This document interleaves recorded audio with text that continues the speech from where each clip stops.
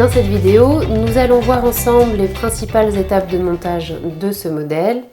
Et en ce qui concerne des techniques précises, je vous invite à aller voir les vidéos détaillées qui se trouvent sur mon site internet dans la partie astuces puis tutoriel vidéo. Alors, avant de passer au montage, j'ai donc préparé toutes mes pièces pour ce modèle que j'ai choisi de réaliser en version robe et dans un tissu sur lequel vous allez facilement distinguer l'endroit qui est ici de l'envers. Alors, j'ai quelques étapes préparatoires, comme notamment celle-ci. Donc là, il s'agit de mes poignets en forme. Donc là, j'ai thermocollé un rectangle de tissu, donc sur son envers évidemment, avant de venir y couper mes pièces. Ensuite, deuxième étape préparatoire, j'ai bloqué l'encolure, l'épaule et l'emmanchure. Donc pour cette technique précise, vous pouvez aller regarder la vidéo détaillée sur mon site internet. Et dernière chose, donc ce modèle comportant une patte de boutonnage, j'ai thermocollé une bande de 4 cm de large coupée dans le droit fil, donc bord à bord ici sur mes deux devants du top et également les deux devants de la jupe puisque la patte de boutonnage continue jusqu'en bas.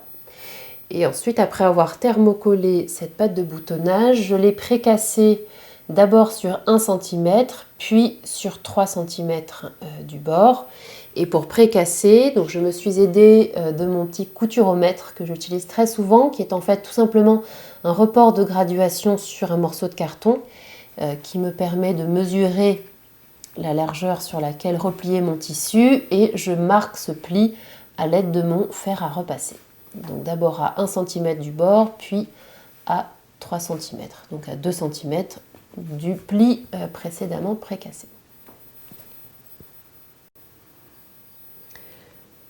Première étape de couture, je vais pouvoir assembler mon dos et mes devants au niveau de l'épaule, comme je l'ai déjà fait ici, au moyen d'une couture ouverte avec surfil replié. Donc pour cette technique, rendez-vous sur la page astuces, puis tutoriel vidéo. Puis une fois que mes deux devants sont assemblés à mon dos, j'utilise la technique bordée avec biais plaqué pour réaliser la finition de l'encolure. Donc technique à retrouver en détail et en vidéo dans la partie astuces du site. Et donc là, il s'agit d'une encolure ouverte puisque une patte de boutonnage vient ouvrir l'encolure sur le devant.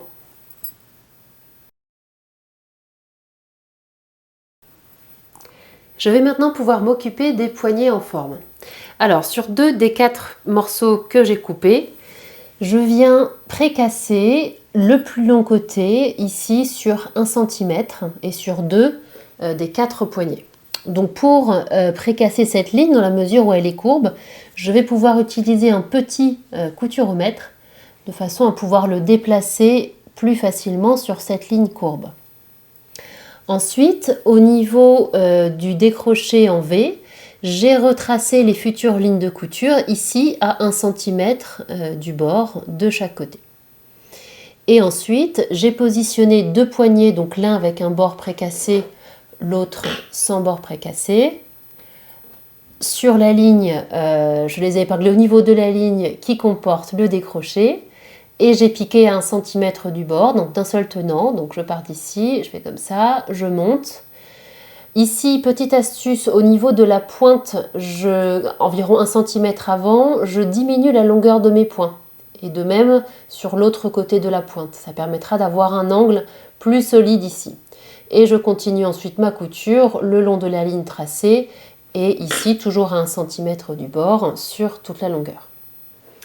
Maintenant je vais pouvoir ouvrir cette couture au fer, alors autant que possible, donc là je vais pouvoir l'ouvrir jusque là, le décroché en V va me gêner, mais ce n'est pas très grave, donc je le fais vraiment comme je peux, autant que possible, donc là je pourrais écraser le début pour ouvrir cette couture. Ensuite, je vais pouvoir ouvrir le décroché V en m'approchant au maximum de la pointe du V, sans couper la couture évidemment. Donc je coupe jusqu'à m'en approcher pour éviter que la pointe de ce décroché V ne tire au moment de retourner l'ensemble. Voilà, ensuite je vais pouvoir positionner les extrémités du poignet endroit contre endroit. Donc là, avec le décroché V, c'est un peu gênant, mais je vais y arriver. Donc je commence par superposer la couture. Ici, j'épingle. Puis les extrémités. Donc toujours en positionnant mes deux extrémités bord à bord. Et là, je vais pouvoir piquer à 1 cm pour ensuite ouvrir la couture au fer.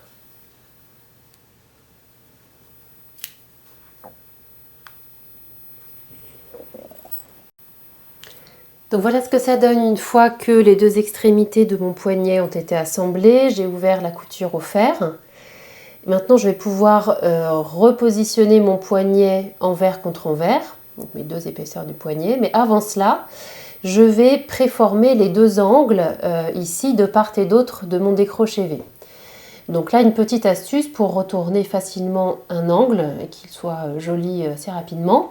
Je vais plier le long des coutures, d'un côté puis de l'autre. Je maintiens écraser cette marge de couture. Je vais ensuite passer par l'intérieur. Donc je continue à la maintenir et hop, je la pousse pour la retourner sur l'endroit. Donc idem de l'autre côté, ça aide les marges de couture à mieux se positionner et donc à donner d'emblée une jolie forme à la pointe. Hop. Voilà, et enfin, pour finaliser cet angle, je vais pouvoir m'aider d'un poinçon. Donc cette pointe métallique que je vais passer à l'intérieur et qui va m'aider pour pousser la marge de couture et donc bien faire ressortir mon angle.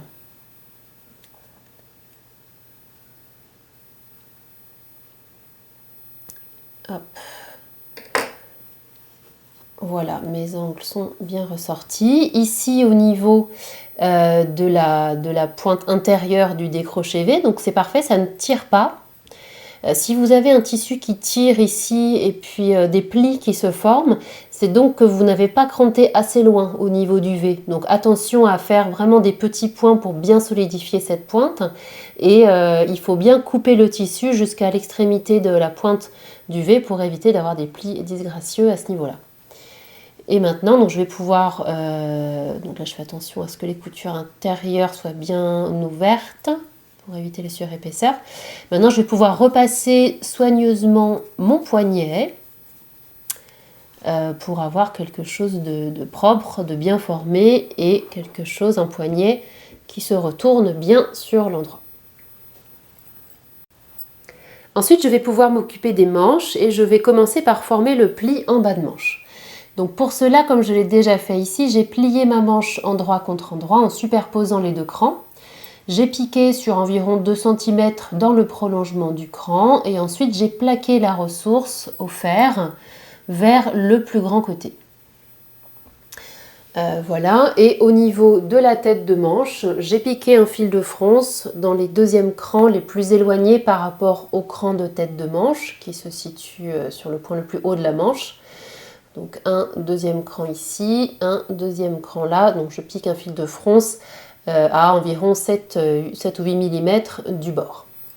Ensuite, cette manche, je vais pouvoir la fermer avec la technique de la couture anglaise, donc technique à retrouver en détail dans la partie astuces et tutoriel vidéo. Et voilà ce que cela donne une fois la couture anglaise réalisée. Donc on voit ici que la couture est parfaitement propre, on ne voit aucun fil ni bordure apparent et de plus la couture s'en trouvera solidifiée.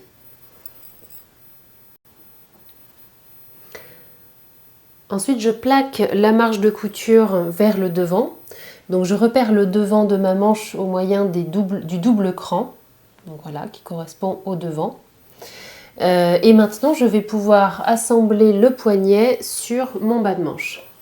Donc je laisse ma manche sur l'envers, je positionne mon poignet comme ceci, donc je laisse le côté avec bord précassé sur l'intérieur. Et ce poignet, je vais le glisser à l'intérieur de la manche en commençant par faire correspondre la couture de côté. Alors attention, il y a un poignet droit et un poignet gauche que vous repérerez au moyen du cran qui se situe ici sur le poignet et qui doit correspondre au pli que vous retrouvez en bas de manche. Donc s'il ne se superpose pas une fois que vous avez superposé la couture de côté, c'est donc qu'il s'agit du poignet qui va sur l'autre manche. Donc là, je positionne des épingles bord à bord, toujours. Ici, on a les mêmes longueurs, donc pas de surprise au moment de l'assemblage, de l'épinglage avant tout. Et une fois que mon épinglage est fait, je vais pouvoir piquer sur tout le tour à 1 cm. Et donc pour piquer, je vais tout simplement me positionner sur l'intérieur, enfin de cette façon, où là je vais pouvoir mettre mon pied de biche ici et directement piquer à 1 cm sur tout le tour. Et une fois que le poignet est assemblé, je l'ai ressorti, donc en tirant dessus. Et cette marge de couture que je viens de créer au fer, je l'ai plaquée soigneusement vers le poignet.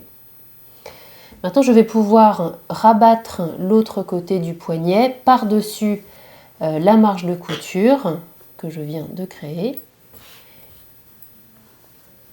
Donc ça se positionne assez facilement. Et je vais tout juste recouvrir la couture précédente. Et là, je vais positionner quelques épingles. Donc là, je fais tout le tour.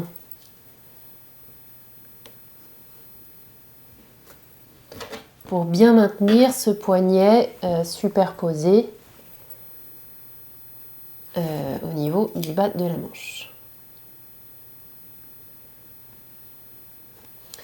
Et ensuite, une fois que j'aurai terminé le tour, je vais pouvoir surpiquer, donc sans retourner la manche, hein, je vais encore une fois positionner mon pied de biche à l'intérieur. Donc là, c'est la partie, la seule, je pense, assez délicate de ce modèle, du montage, puisque là, il y a assez peu de place finalement pour laisser passer le pied de biche, mais ça passe. Je viens de monter l'autre côté, l'autre manche, où là, on se positionne. Donc le pied de biche ici, et je me positionne à 2 mm de la couture précédente, côté poignet, pour piquer sur tout le tour, de façon à prendre toutes les épaisseurs. Donc là, je vais retirer les épingles avant d'arriver dessus. Donc par en dessous, je vais pouvoir les retirer petit à petit. Ça me permettra d'avoir une surpiqûre plus nette. Voilà, et donc là, je fais le tour de mon poignet d'un seul tenant. Et donc voilà ce que ça donne une fois que ma surpiqûre est faite. Voilà, toutes les épaisseurs sont bien prises par la surpiqûre et donc l'intérieur est tout à fait propre. Maintenant, je vais pouvoir repositionner ma manche sur l'endroit pour aller l'assembler sur le top.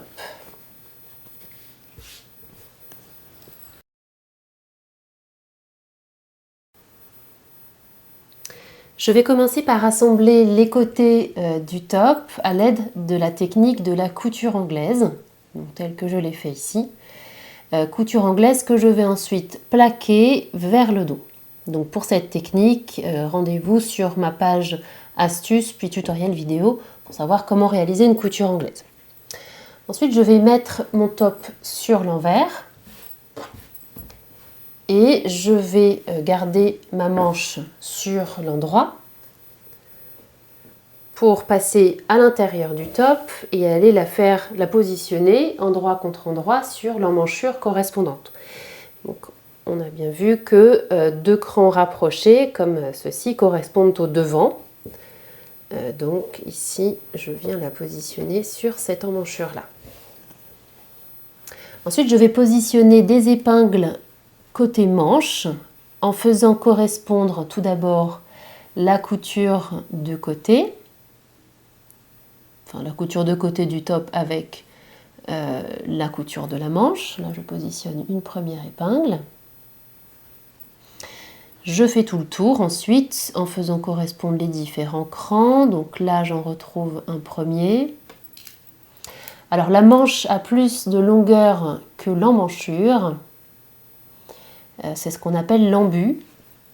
Et c'est d'ailleurs ce que va nous permettre le fil de fronce qu'on a précédemment piqué dans la tête de manche. Il va justement nous aider à résorber cet embut, donc c'est-à-dire à regrouper en fait les fibres de la manche, de la tête de manche, sans pour autant former de fronce. Ici, j'ai un cran qui correspond avec ma couture d'épaule.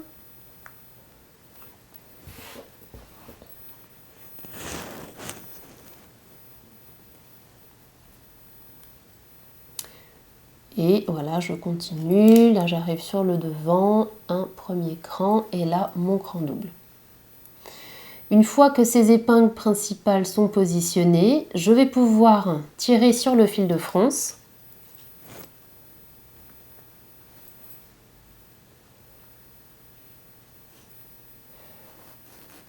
Alors là, ça crée des fronces, mais c'est même trop. Le but étant de faire correspondre les longueurs.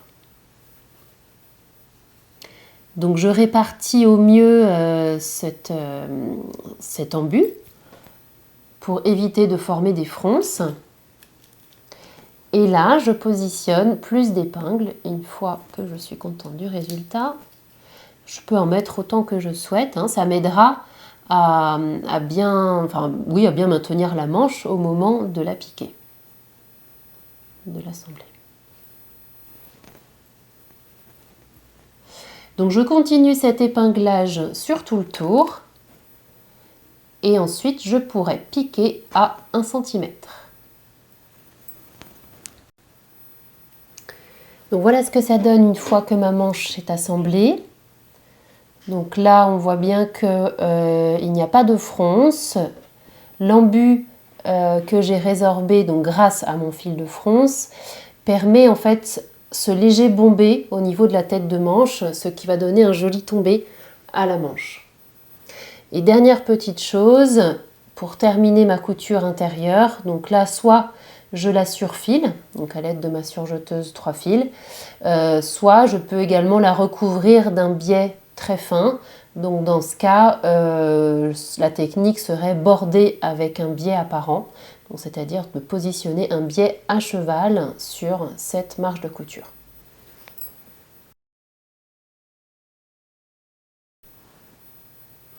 Ensuite, pour continuer ma robe, je vais ajouter la basque froncée, donc qui va faire office de jupe. Et pour cela, vous avez la vidéo complète de cette technique sur la page astuces et tutoriel vidéo de mon site. Si vous avez en revanche choisi de réaliser la version blouse, eh bien ici sur le bas de la blouse, donc qui sera plus longue, vous allez pouvoir réaliser un ourlet double. Donc là aussi, vidéo technique à retrouver sur la page astuces. Et maintenant, il ne me reste plus qu'à réaliser les boutonnières verticales sur le côté droit. Alors, je démarre la première, donc centrée sur ma patte de boutonnage. Je vais la démarrer directement sous la surpiqûre ici de la finition de l'encolure. Ensuite, s'agissant d'une robe, je vais placer ici ma dernière boutonnière du buste à 1 cm au-dessus de ma couture d'assemblage entre le buste et la jupe. J'en positionnerai une troisième entre ces deux parties. Et toujours pour la robe, je pourrais positionner la suivante. Ici, je vais démarrer 5-6 cm plus bas que ma couture d'assemblage pour répartir les suivantes également, équitablement, jusqu'en bas de la robe. Donc sur la version robe, j'en positionne 3 sur le buste et 6 ou 7 sur la jupe. Pour la version blouse, donc je commence de la même façon ici sous la couture de finition de l'encolure. Et je vais en répartir 6 ou 7 sur toute la longueur. Alors, dernière petite astuce, s'agissant ici d'un modèle avec un col V, la tête passe sans souci, donc je n'ai d'ailleurs pas besoin de réaliser de réelles boutonnières. Je peux tout simplement superposer mes deux côtés droite sur gauche et coudre mes boutons sans même faire de boutonnière puisque je n'aurai pas besoin de déboutonner le modèle pour l'enfiler.